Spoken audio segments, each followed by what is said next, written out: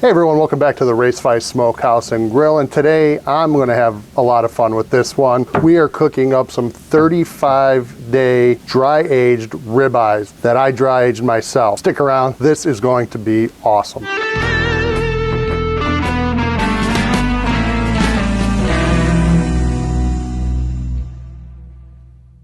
So we did a little experiment recently where we took a full ribeye, we dry-aged it in an Umi dry-age bag. If you haven't seen that video, I post a link in the description below and try to put a card somewhere up here that you could click on and go check out the video. But these are the steaks that we got out of that 35-day dry-aged ribeye, and they are gorgeous. I can't wait to get this fired up. We're gonna be cooking these on the Weber Kettle using the brand GrillGrates.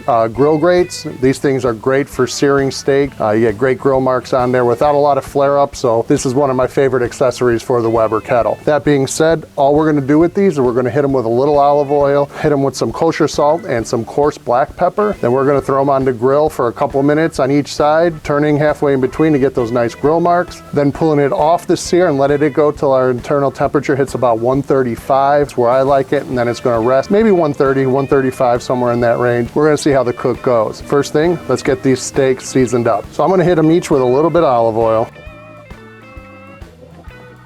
This is going to help keep the seasoning on there. Plus it's going to just add a little touch of that fatty flavor from the oil. I got to tell you, these dry-aged steaks, they feel so tender. Oh man, these are going to be good. Next, I'm just going to hit with some salt. These are pretty thick. They're 1.5 to 2 inches each. So it could take a decent amount of salt on these guys. Flip them, we're going to hit all sides, because you're going to be eating all sides, so you might as well have flavor on all sides, right? These are hit with the salt. Now let's add some pepper to these guys. To me, there's nothing better than a steak with salt and pepper, and that's it. Especially when you're cooking it at home.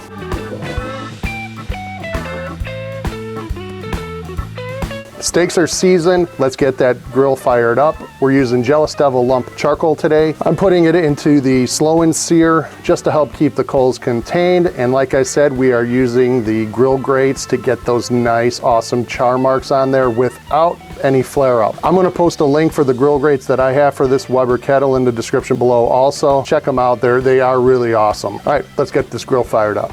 Okay, so we have the grill grate back on the grill. We're letting this charcoal come up. It's getting nice and hot. Yeah, it's pretty hot. Next step is we're going to put these grill grates. Now these are the grill grates I was talking about. The brand is GrillGrate. We're going to put these on here and let these get nice and hot. These were used recently, so we're actually just going to let this cook off a little bit, give it a quick scrape before we put the steaks on. Okay, this is running nice and hot, but I'm just going to scrape these. This is going to kind of move all over the place, but it is what it is. We want to get these clean so we could use them. And these grates are running somewhere between 550 to 650 depending on where they're at. This is going to give a great sear on these steaks. Okay, we're about to cook these steaks up. We're gonna go fast with this. We're gonna go maybe 45 seconds and then rotate 45 seconds and then we're gonna flip. Well, let's just show you. Taking this first beautiful steak and we're gonna put it right down here. Really want it touching all across. Steak number 2.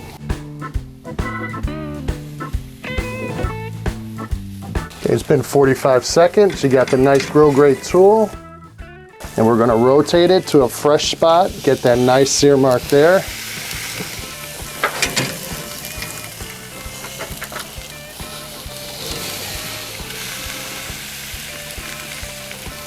All right, 45 seconds. Flip again. This time we're flipping.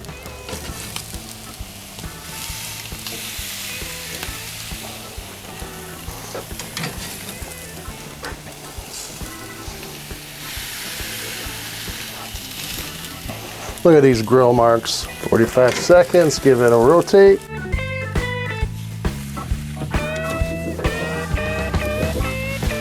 Okay, these have been seared for 1.5 minutes or so on each side.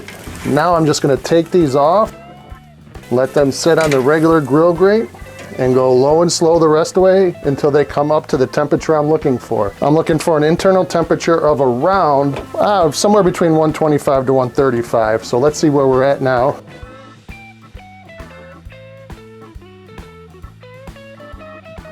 Yeah, so these are going to take a minute here. We're at about 60 degrees. That one's about 80. So let's close it up and wait till it comes up to temperature.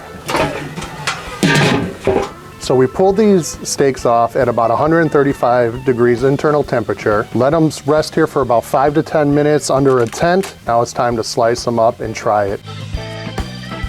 These things are amazing looking. Oh man. If you could see on that one. Look at these, the juice, oh man. Here we go, 35 days plus in the making here. Let's try these.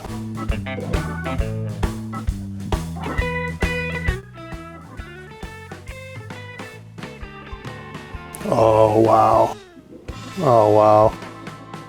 So juicy, tender.